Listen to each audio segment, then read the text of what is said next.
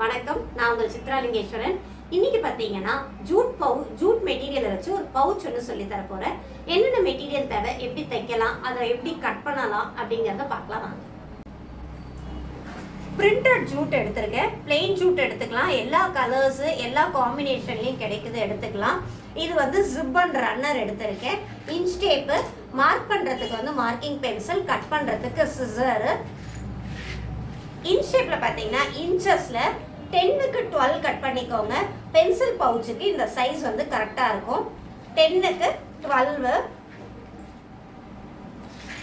இந்த சைஸ் தான் பண்ணணும் அப்படிங்கிறது கிடையாது. நம்ம வந்து சைஸ் வந்து வேரியேஷன்ஸ் கொடுத்துக்கலாம். சின்ன சைஸ்லேருந்து பெரிய சைஸ் வரைக்கும் எல்லா சைஸஸ்லேயும் பவுச்சஸ் இருக்கும். நம்ம தேவைக்கு ஏற்ற மாதிரி இப்போ நான் வந்து இது பென்சில் பவுச்சாக கன்சிடர் பண்ண போகிறேன். அது மாதிரி பென்சில் பவுச்சாகவும் நம்ம பண்ணிக்கலாம்.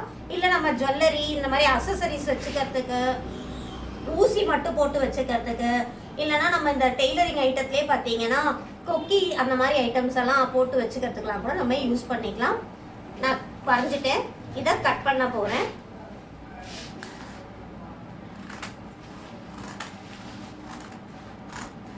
இது கொஞ்சம் நல்லா திக்காக ஈஸியாக தான் இருக்கும் உங்களுக்கு கட்டிங்க்குமே. நார்மல் நம்ம ரெகுலராக யூஸ் பண்ணுற சிசரை எடுத்துக்கலாம். பாருங்க, இந்த சைஸ் தான். இப்போ இதை யூஸ் பண்ணி டெய்லரிங் மிஷினில் தான் நம்ம ஸ்டிச் பண்ணணும். எப்படி தைக்கலாங்கிறத பார்க்கலாம். இப்போ பென்சில் பவுச்சு நமக்கு மெட்டீரியல்லாம் கட் பண்ணிட்டோம். எப்படி ஸ்டிச் பண்ணணும் அப்படின்னா, ஃபஸ்ட்டு இந்த மேலே இங்கே சிங்கிள் ஃபோல்டில் மடித்தாலே போதும். மடிக்கும் போதே கூட சேர்த்து ஜிப்பையும் நம்ம வச்சு அட்டாச் பண்ண போகிறோம். எப்படி இருக்கணும் அப்படிங்கிறத ஃபஸ்ட்டு நான் காமிச்சிடுறேன். பாருங்க, இந்த மாதிரி இருக்கணும். இது வந்து இந்த ரைட் சைடில் இது பார்த்தா மாதிரி இருக்கணும்.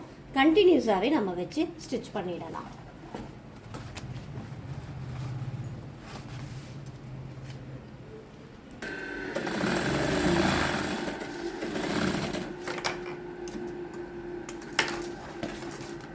இதை பாருங்க, ஜிப் வச்சு நம்ம ஸ்டிச் பண்ணியாச்சு. இப்போ அடுத்த சைட் பண்ணும்போது இது ஓப்பன் பண்ணிக்கலாம். எந்த டெக்னிக்கில் வருங்கிறத வச்சு பார்த்துட்டு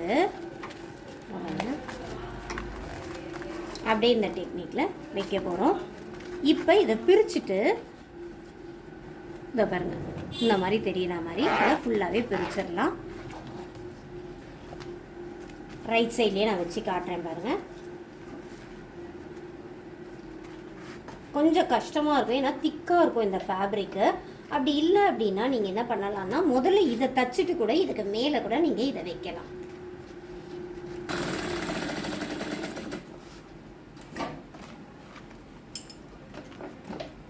இது ரெண்டு பக்கமும் ஸ்டிச் பண்ணியாச்சு.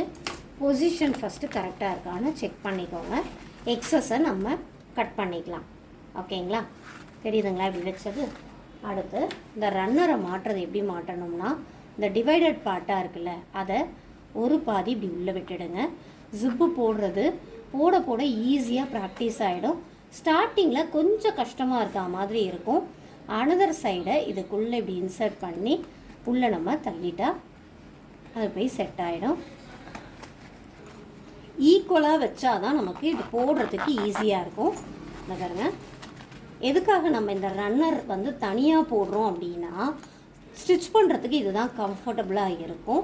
இதை லாஸ்ட் வரைக்கும் இப்படி எடுத்துக்கிட்டால் இந்த ஃபினிஷிங்கும் நீட்டாக வரும். ஓகேங்களா, நம்ம தைக்கும்போது திருப்பிக்கலாம்.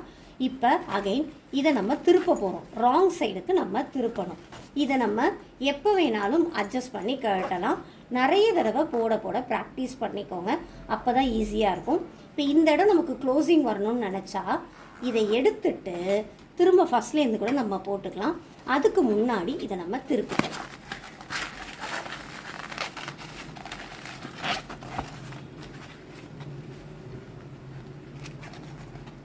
இப்படி நம்ம திருப்பிக்கிட்டு, ஏன்னா நம்ம ஸ்டிச்சிங் இப்போ வர்றது எல்லாமே இங்கே தான் நமக்கு வரப்போகுது. இங்கே பாருங்கள், இதை சமமாக வச்சு இப்படி பிடிச்சிக்கிட்டு போட்டிங்கன்னா உங்களுக்கு ஈஸியாக இருக்கும். உள்ளே இறக்கி பாருங்கள், இந்த சென்டரில் இப்படி வச்சுக்கோங்க. ஓகேங்களா, சென்டரில் இதை வச்சாச்சு. இப்போ எப்படி ஸ்டிச் பண்ண போகிறோம்னா இந்த வந்து சென்டராக இருக்கிற மாதிரியே வச்சுட்டு இந்த ஸ்ட்ரெயிட்டும் ஃபஸ்ட்டு நம்ம ஸ்டிச் பண்ண போகிறோம்.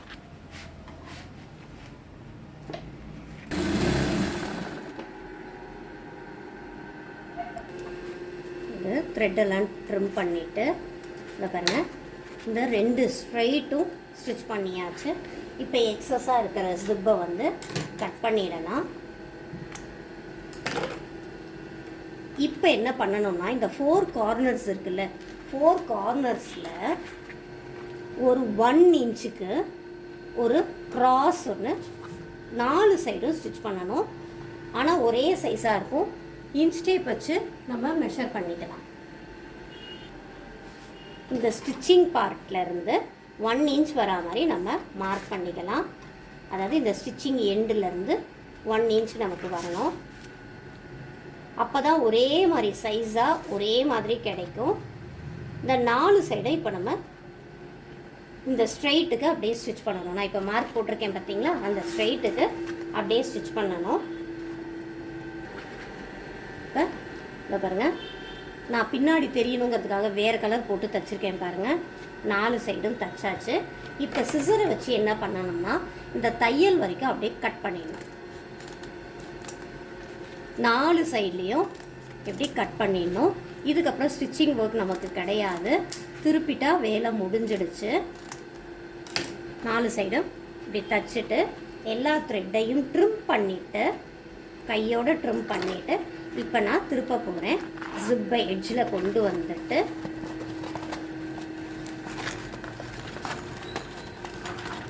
ஃபோர் கார்னர்ஸ் கரெக்டாக ஃபஸ்ட்டு திருப்பிட்டாலே ஈஸியாக வந்துடும்.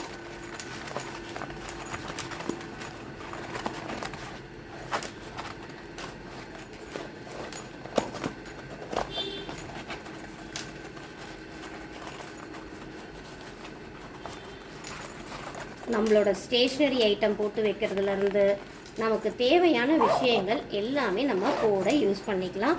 கரெக்டாக வெளியில் திருப்பிக்கோங்க. அந்த ஸ்டிச்சிங் வரைக்கும் கரெக்டாக திரும்பணும். ஸ்கேல்லேருந்து நம்ம எல்லாமே போட்டு யூஸ் பண்ணிக்கலாம். த்ரெட்ஸ் எல்லாம் மட்டும் கையோட ட்ரிம் பண்ணிக்கிட்டு நான் பென்சில் போட்டு காட்டுறேன் பாருங்க. பென்சில்லேருந்து நம்ம யூஸ் பண்ணுற ட்ரிம்மர்லேருந்து இந்த மாதிரி ஆரி நீடுலேருந்து